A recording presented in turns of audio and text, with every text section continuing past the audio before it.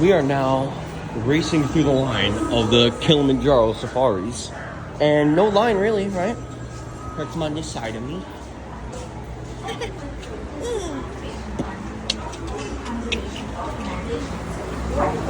Oh, there's your show. Every day to find ways to keep them safe. Just by being here today, you are helping us with this road, creating memories that we hope will make a place in your heart for these beautiful. And this is the line. Look at all the stuff up If there. you would like to do something more to help us with conservation, talk to one of the villagers in Harambe to learn about what we can do together to ensure that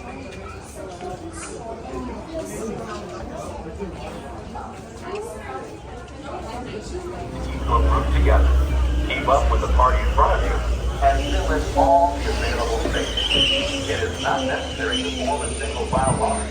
If you are traveling with a stroller, please have children and animals unloaded before you reach our stroller parking So welcome aboard, friends. If you have little ones, they can sit on your lap for a better view. If you're on my right hand side, please watch those hands, feet, arms, and legs. The doors will be sliding shut momentarily.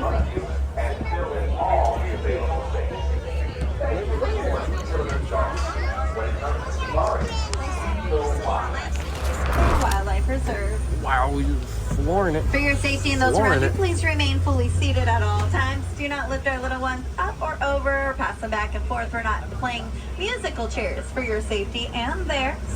Keep your hands, feet, arms, and legs inside the vehicle at all times. Please no yelling, screaming, whistling, or calling to the animals. We want to respect them in their habitations.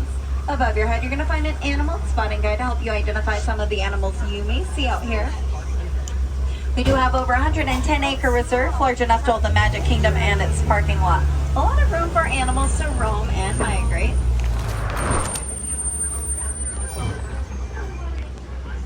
Please hang on tight to any cameras or cell phones as we're making our way through. It does get rough and bumpy. If anything falls over, I cannot stop to retrieve those items for you. If anything does fall over, raise your hand, I'll raise mine, and we'll wave together goodbye, as I cannot stop to retrieve them. But I will call it into the warden and see if we can get that back for you. Usually in a couple pieces or possibly with some rhino selfies. You never know.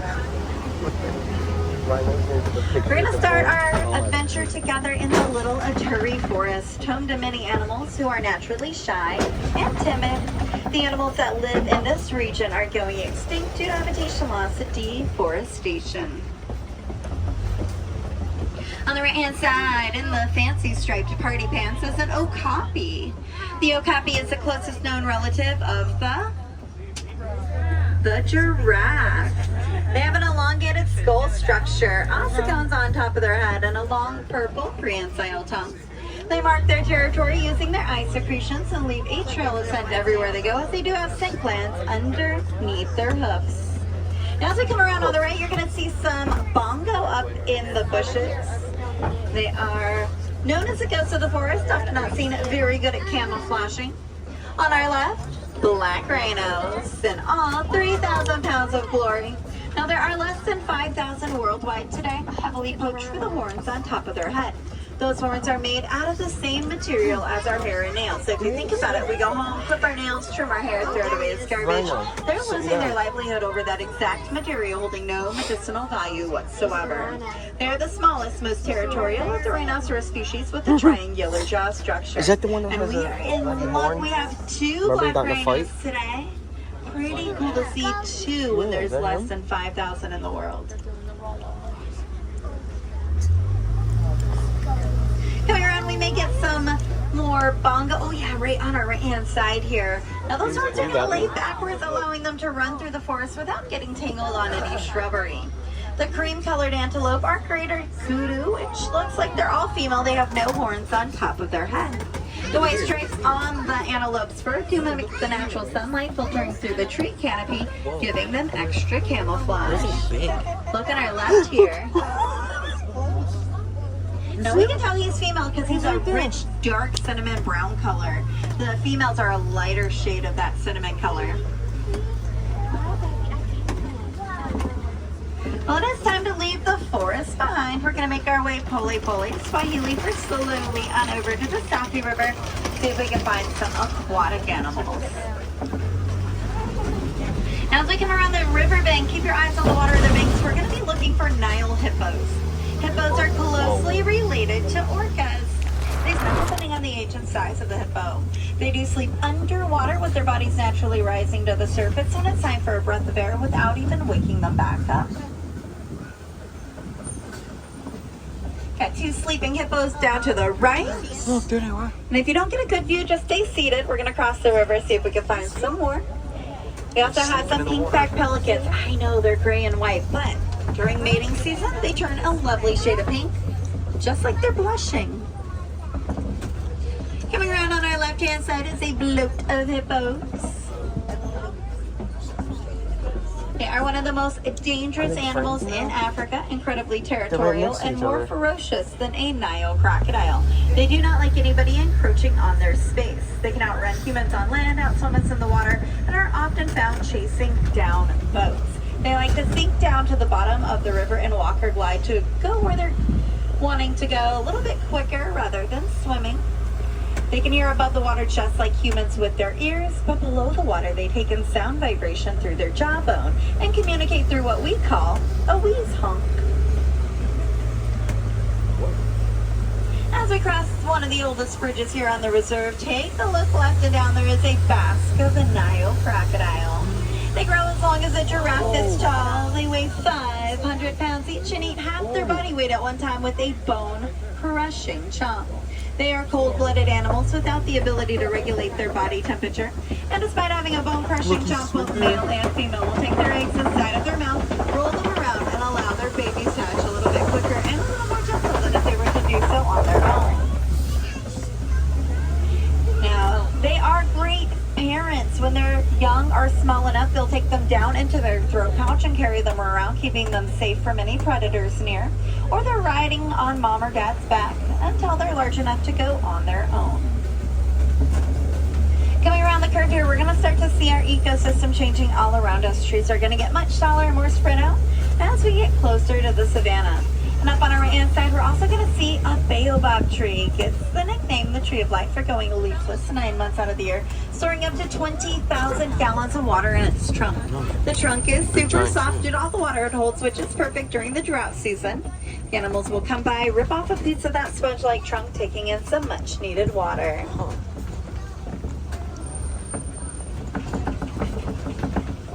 Well, welcome to the savannah, home of the Serengeti grasslands.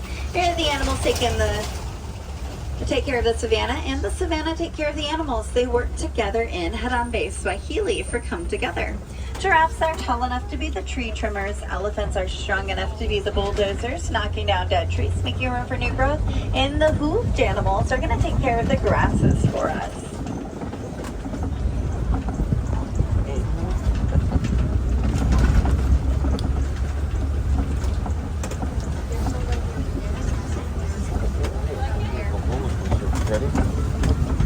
As we come around the curve here, we're going to take a look on our left-hand side and see if we can find some African wild dogs.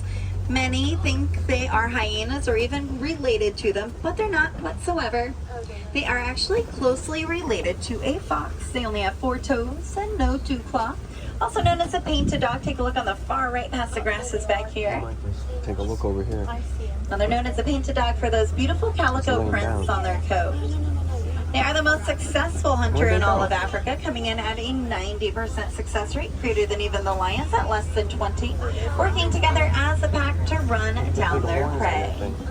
Now most packs are led by either a male or a female, but the African wild dogs are led by both simultaneously. Yeah, it's like over there. We're also going to pass by some Ankoli cattle, also known as Watusi cattle, after the very first tribe who domesticated them. Horns grow to be about 6 feet in length and are hollow on the inside. Those horns are vascular, so they pump their blood up and down to cool their bodies down by 15 degrees. Right past the bushes on our left, you'll see some sable antelopes. Horns are going to spiral and curve over backwards, protecting them from predators jumping on their backs. They are the Harambe emblem, never backing down from a predator. They're going to stand up and protect every single animal here on the reserve. The termite mounts to our left and right will help them do just that. They're made out of red clay, dung, and saliva.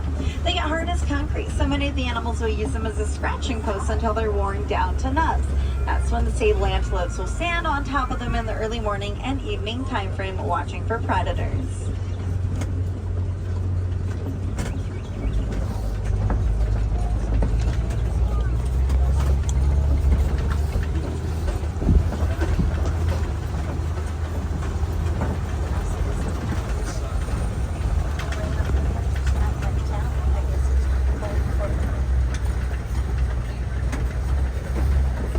As we come around on our far right near the tall grasses are the smallest antelope in Africa. They're light brown, dark brown, and white. They get their name from the ability to jump 6 feet straight up in the air. They are the springbuck. They do run 55 miles an hour and can leap 13 feet forward while running. They're known for pronking, which is springing repeatedly. They'll do it up to 200 times without stopping. Also going to see the largest antelope in Africa closer to us. These are the eland. They grow 6 feet at shoulder height. Now they can leap 8 feet straight up in the air from a standing position. The males are known to uproot vegetation using their horns, making a beautiful flower crown, which is their mating call. Off in the distance, we'll also see a dazzle of Hartman mountain zebra. Now, if you ever wondered what color a zebra is, take a look at their muzzles or scar tissue. They are black with white stripes. Now, each stripe is an individual, unique striping pattern, just like we have fingerprints, and that's how they identify one another, by memorizing those striping patterns. They gallop at 40 miles per hour. Those look like A small tower giraffes. of beautiful Maasai giraffe known for their long, jagged, angled spots. They grow 16 to 20 feet in height and spend about 20 hours out of the day eating from the trees and bushes, making them one of the world's largest pollinators.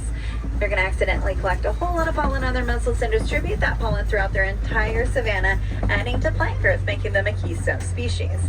Sadly, giraffes are going through a silent extinction. There are less giraffes in the world than there are lions, heavily poached for the black hair at the tip of their tail. Poachers turn that hair into fishing line, baskets, jewelry, among other things.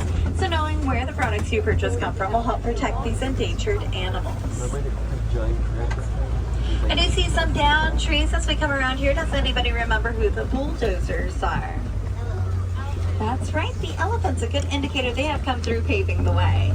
We're looking for African elephants, which we can tell their species apart by looking at the shape of their ears. Take a look here on our right. Now their ears are the same shape as the continent of Africa. And you'll often find elephants flapping those ears as a way to keep cool. They do have over 100 blood vessels in and behind those ears, so they flap them like a giant fan. No, I don't know. Remember they wanted him to go meet friends and wouldn't come.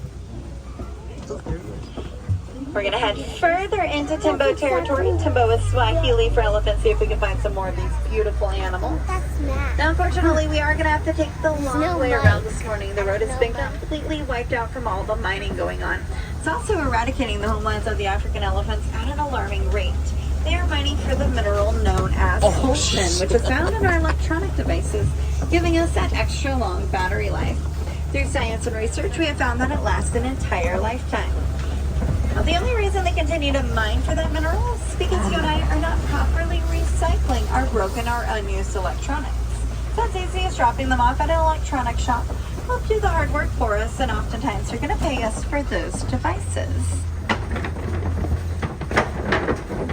And it's imperative that we are properly recycling, reducing, and reusing. With the loss of the homelands comes the loss of the animals who will call it home.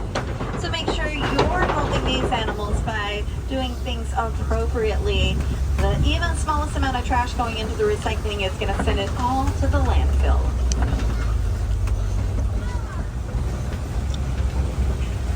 Really cool to our left and right here in the red clay. These are elephant tusk marks. They dig around in the red clay and eat it. It's full of minerals and vitamins, just like we take a multivitamin. Take a look on our left here. Elephants are some of the smartest, most social animals in the entire world. They're led by a matriarch, meaning the oldest female leads the herd. Primarily because once males reach 15 years of age, they separate from the herd to go live on their own.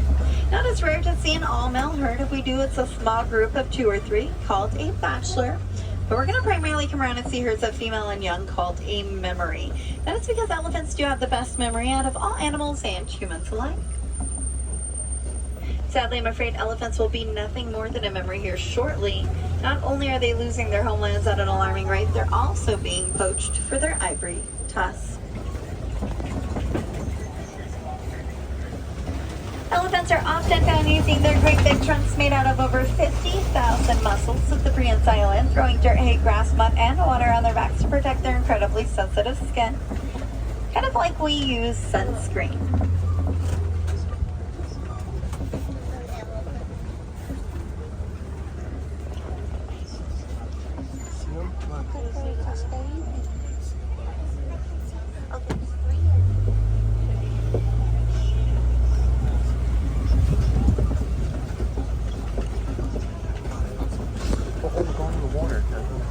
Elephants consume about 44 gallons of water each and every day. They can hold up to 5 gallons of water in their trunks at any given time.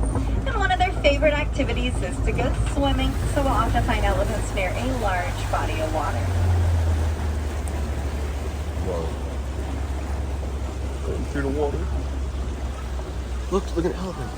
Tessa, look. Coming around on our left, a flamboyant separated flamingo, the lightest shade of pink out of all the flamingo species. Now when they hatch, they're actually a gray puffball. It does take 2 years of consuming brine shrimp full of beta-carotene to turn their legs, beaks, and feathers pink. At full growth, they are the largest of their species at 9 to 12 pounds and grow to be about 5 feet tall.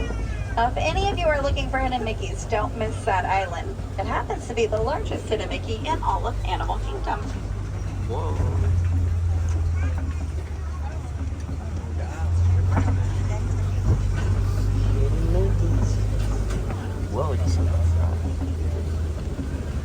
Sadly, on our left-hand side, it does appear the warden has had to stop yet another poacher confiscating that contraband. Important it does not make its way to the world. We absolutely need to put an end to the supply and demand of the poaching chain, protecting these animals and their habitations worldwide. Sadly but surely, we are turning ourselves into a concrete jungle with the loss of all the animals and vegetation which they call home. So it's up to you and I to protect what's remaining.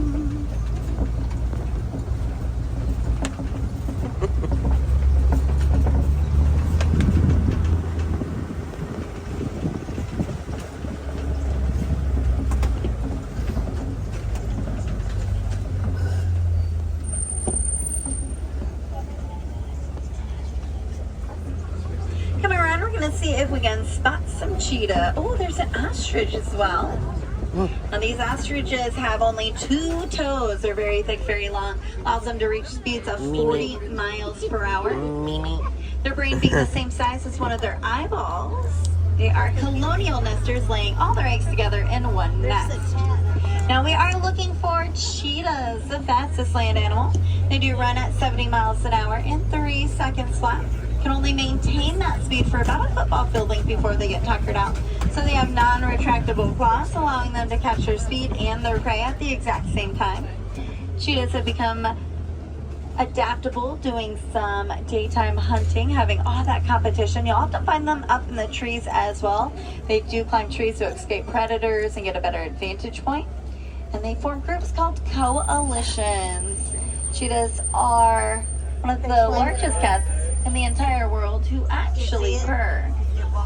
Now it looks like the keeper was out doing some work, so they're back in their den. We're going to make our way on forward, see if we can find some lions as we do come around this large rock formation on our left-hand side. Oh my goodness, take a look at that beautiful male lion.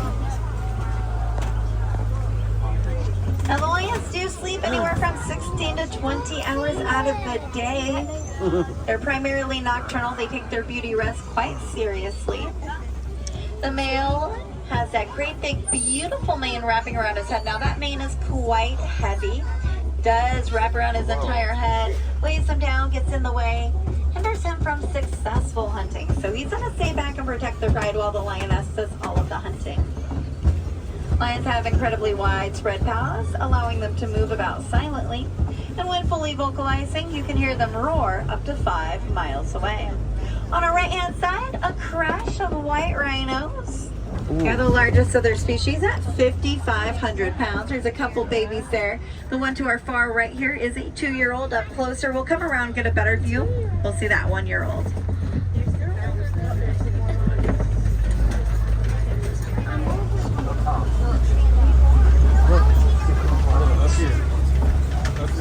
See him?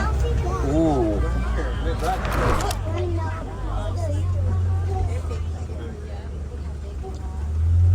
And Hakuna Matata, my friends. Let's see if we can find some of the world's largest burrowing animals. We're looking for warthogs. Look right behind this large log between the two trees. They're back there sleeping, not the best view. They do have 4 tusks. The upper 2 are very thick and strong. The bottom 2 are razor sharp for protection. They run at 42 miles per hour. Take a look on our right hand side, get a much better view of that crash of rhinos. Now they are called a crash because they cannot see anything 9 feet in front of them. Everything they do see is quite blurry and galloping at 35 miles per hour. That combination often results in a crash. All the babies have been born here on the reserve as part of our species survival program. In fact, Disney has actually raised a rhino and released it back into Africa, and it's doing quite successfully. Take a look at our right-hand side. A clutch of ostrich eggs. They're the world's largest, strongest eggs. They weigh about 3 pounds each, equivalent to 24 chicken eggs. Strong enough that a grown adult can stand on top and they will not crack open. So the ostrich will go and forage for food throughout the day, coming on by to check on those eggs and staying close by when they're ready to hatch. Welcome to the forest of Magadi Glen, home of our warden. Now the warden adopted some Nigerian dwarf goats. Look up, look down, look all around. You'll never know where they're going to be found. They're agile and jump and climb on just about everything. They insert their dominance of the pack through playful behavior, headbutting, jumping, and kicking. In Africa, they utilize goats as dairy. Goats are smaller than a cow, taking less resources to raise while producing a protein-rich filled milk. Now, if you happen to think these goats are pretty cute, head on over to Rafiki's Planet Watch where you can pet some goats and other small animals today. You'll also be able to visit our veterinarian clinic. If I have any wilderness explorers on board, on page 15, you want to know the name of my truck to earn that safari badge. You are riding on the Simba 1. Simba in Swahili means lion. Pick up your badge at the end of the unload dock in front of the silverback gorillas. Well, friends, if you're tired of hearing my voice, you're in luck because we are exiting the reserve at this time. Happens to be my most favorite place here in all of Walt Disney World, so I hope you guys have enjoyed your safari, maybe seeing some of your favorite animals or learning a new fact about them. If you did, my name is Heather L. If not, I am Juan Pablo. Most of the animals we saw today are going extinct due to habitation loss or poaching. So knowing where the product you purchase come from, throwing your garbage away appropriately, and reducing, reusing, recycling will protect these animals and their habitations worldwide. I do not like to say goodbye here in Harambe. It is much too final and way too English for Africa. So I'm going to teach you guys one last Swahili word. Can everybody say kwaherini? Kwaherini. Kwaherini means to go well. So wherever your journey takes you here in Animal Kingdom, go well, go wild, go and make a difference out in the world. These animals and mankind depend on it. Check the rows around you and the floor below you. Be sure to take all your belongings home. And again, my name is Heather L. I hope you guys have enjoyed your safari today. Whoa. Alrighty. Pretty cool. If you like my videos, click on the bell button.